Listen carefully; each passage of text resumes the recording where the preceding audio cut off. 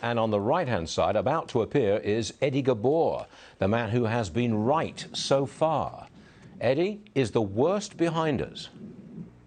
Stuart, unfortunately, it's not. Look, we don't think we're going to see a bottom till late third quarter, early fourth quarter, best case scenario. And here's why. This isn't on gut instinct or anything that I'm hearing a lot of narrative on. It's on things that we believe to be factual. Number one is the Fed. They've gone from being our best friend in the market to enemy number one. Their focus is not going to be on saving the stock market because they can't. They're out of ammunition. Their focus is on getting inflation down, and they're going to do anything they can to do that.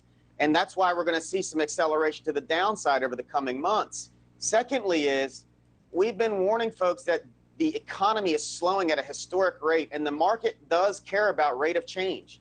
Rate of change on profits are decelerating, earnings growth decelerating, GDP is decelerating, and you have an inversion of the yield curve. I mean, I don't know how many signals an investor needs to see to understand that this is a bear market, and we are heading into a very dangerous time where the Fed is going to do an experiment that they've never done before. Because I would argue that tightening has already been done when you look at what interest rates have done. So they're just going to add more tightness to the system, and they're going to overdo it. And that's why the market's going to crash, in our opinion. The word crash is a very unfortunate word to use. It seems to me that what you're suggesting is my worst fear. That is, that the market goes down and stays down, and there's no bounce for some time to come. That is what you're forecasting, isn't it? That is, unfortunately, Stuart. And I think that the Fed is going to be forced to pivot sooner than what they think.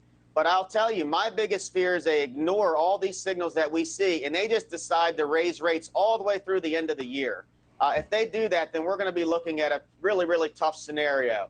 I think after they do 50 basis points this month and next month, they're going to have to think twice about raising it again. And if they do the right thing, in my opinion, then we can start looking to pick some things in the late summer, early fall, and hope for the Santa Claus rally.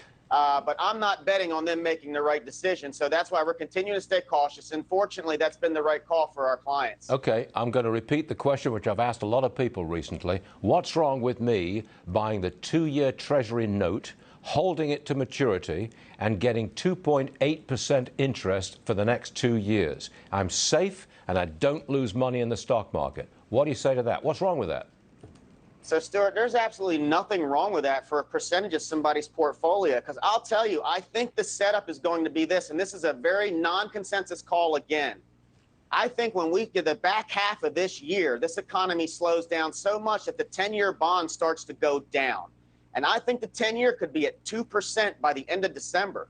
So there is, in my opinion, a lot of money that can be made in a diversified bond strategy just based on the appreciation you can get from the downward spin on the 10-year bond, because the Fed is only affecting short-term rates, not long-term rates.